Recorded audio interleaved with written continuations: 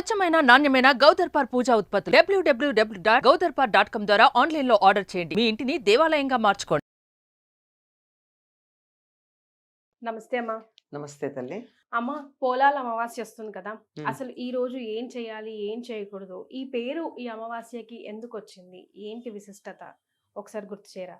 అమ్మా, ఇది ఒక ప్రాంతీయంగా ఉండేటటువంటి ఒక కథ దీని వెనకాల ఉంది.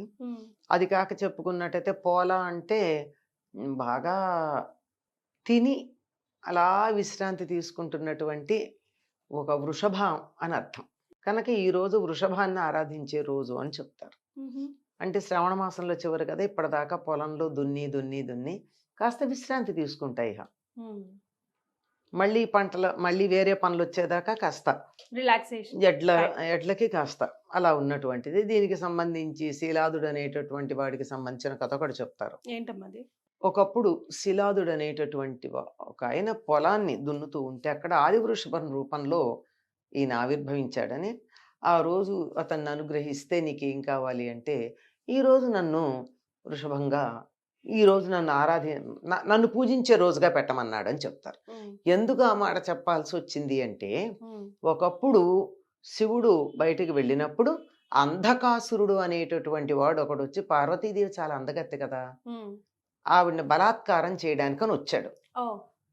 శివుడు లేడు అని తెలుసుకుని వచ్చేటప్పటికి గుమ్మంలో కాపలా ఉన్నటువంటి నంది అతన్ని అడ్డుకుని లోపలికి వెళ్ళనీయకుండా పార్వతీదేవికి కాపలాగా ఉండి ఆవిడని రక్షించే ప్రయత్నం చేశాడు. తప్పలేదమ్మా, తప్పదు కదమ్మా, తప్పలేదైతే. అప్పుడు శివుడు ఈ లోపల వచ్చాడు. సరే, వస్తే వాడిని సంహరించడం అన్నీ అయిపోయినాయి. అప్పుడు ఈ నందిని అడిగాడు, ఏమిటి నీ ఏమన్నా వరం కోరుకో, నాకు ఇంత ఇష్టమైన పని చేసావు కదా అని.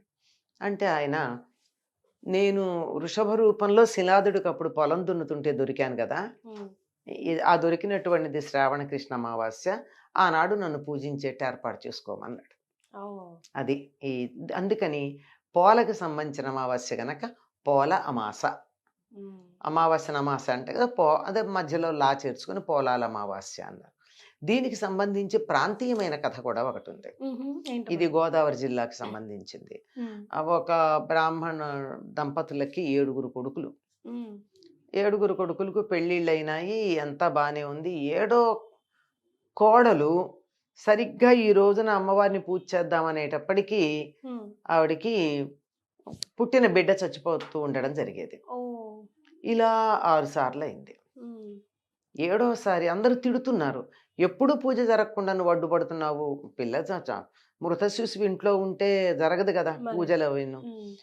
అప్పుడు వీళ్ళందరూ తిడుతుంటే 7వసారి ఏం చేసింది, మళ్ళీ కూడా ఇదే అమావాస్య నాడు ఆ బిడ్డ చనిపోవడం జరిగింది. అప్పుడు పుట్టిన బిడ్డ సరిపోతే మాట్లాడకుండా ఆ శిశువుని ఇంట్లోనే పెట్టేసి, చచ్చిపోయిన వార్త బయటికి చెప్పకుండా అందరితో వెళ్ళి గబగబా తను కూడా కలిసి పూజకి వాళ్ళకందరికి తను చేయలా సహాయం చేసి, అందరూ అయిపోయాక చీకటి పడ్డాకెళ్ళి ఊరి చివర ఉన్నటువంటి, ఊరి చివరన పోలేరమ్మలు ఉంటారు కదా, అంటే పొలిమేర దేవతలే పోలేరమ్మలంటే, పొలి అక్కడ ఉన్నటువంటి అమ్మవారి దగ్గర కూర్చుని ఆ మెట్ల మీద కూర్చుని ఏడుస్తోందిట. ఈ బిడ్డను తీసుకెళ్ళి అప్పుడు అక్కడ పెడదామని ఏడుస్తూ ఉంటే అమ్మవారు వచ్చి, ఎందుకు ఏడుస్తున్నావు అంటే, ఇట్లా జరిగిందని, నేను ఈసారి మాత్రం ఇట్లా పొరపాటు చేస్తాను, ఎవ్వరూ నిన్ను పూజించకుండా అయిపోతుంది నా వల్లని ఈ పొరపాటు చేసి వాళ్ళు పూజ చేసుకునేందుకు నేను ఇలా నా దుఃఖాన్ని కడుపులో పెట్టుకుని ఇట్లా చేస్తానంటే, ఆవిడికి దయతలిచి కాసిన అక్షతలు ఇచ్చి, ఇవన్నీ నీ బిడ్డల్ని ఎక్కడ పాతి పెట్టావో అక్కడికి వెళ్ళి అక్షతలే, అందరూ బతికొస్తారంది. 7 బిడ్డలతోనే తిరిగి వస్తుంది ఆవిడ. ఈ కథ గోదావరి జిల్లాలో తప్పనిసరిగా చెప్పుకుంటారు. ఇవాళ ఏం చేస్తారంటే, వాళ్ళు తులసికోట దగ్గర కంద పిలకని పెట్టి పూజ చేస్తారు. ఎందుకో, కంద అన్నది దుంప లోపల పెడితే దాని నుంచి అలా అలా విస్తరిస్తూ ఉంటుంది. వంశం అభివృద్ధి చెందడానికి మూలం అలా ఉంటుంది, పిలకల తర్వాత వస్తాయి. అలా అందుకనే అత్తవారింటికి వెళ్ళే అమ్మాయికి కూడా ఒడి బియ్యంలో ఏం పెడతారమ్మా, కందపిలక పెడతారు. మొలక వచ్చిన చిన్న కందపిలక పెడతారు. అంటే కందలాగా ఇలా మూలంగా ఉండు నువ్వు, నీ నుంచి ఇలా పిలకలు వచ్చి ఈ వంశం విస్తరించాలి అని చెప్పడానికి అనమాట. అందుకే బాగా కోపం వస్తే ఏమని తిడతారమ్మా, నీ దుంప పిలకయ్యా అంటారు. నువ్వు అవును. అది వినడానికి తిట్టులాగా ఉంటుంది కానీ ఆ శాస్త్రం తిట్టు ఇది. ఎంత మంచి ఆశీర్వచనం ఉమ్, అట్లా అనమాట. కనుక ఇట్లా పూజ చేసేటటువంటి పద్ధతి ఉంది. పోలాల అమావాస్య అని చెప్పి ప్రత్యేకంగా ఇలా చేస్తారు గోదావరి జిల్లా.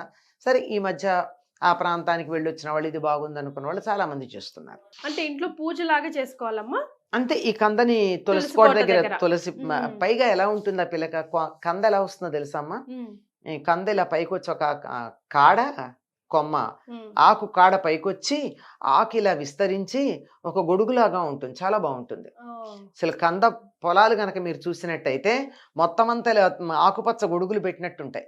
ఓ, చాలా అందంగా ఉంటుంది కంద మొక్క పెరిగితే. ఉమ్, అలాంటిది అలా గొడుగులాగా ఉన్న దాన్ని తీసుకొచ్చి అలా పిలక పైకి వచ్చిన తర్వాత దాన్ని పూజ చేస్తారు. yes. ఇవన్నీ మనకి వ్యవసాయంతో సంబంధం ఉన్నవి. చూడండి, అటు వృషభమన్నా వ్యవసాయమే, ఉమ్. ఇక్కడ కంద పిలకన్నా వ్యవసాయమే. ఏదైనా సరే అంటే మన భారతదేశం ఆనపట్టే వ్యవసాయం కదమ్మా. మేబీ అందుకే శాస్త్రంలో మనం ఎప్పుడు ఏది చూసినా, లేకపోతే ఫెస్టివల్స్ ఏవి పండగలు ఏ చూసినా పండగైనా వ్యవసాయంతో సంబంధం ఉందమ్మా. వ్యవసాయంతో సంబంధం లేని పండగలు లేవు మనకి. Right. Thank you so much అమ్మా. నమస్తే అమ్మా.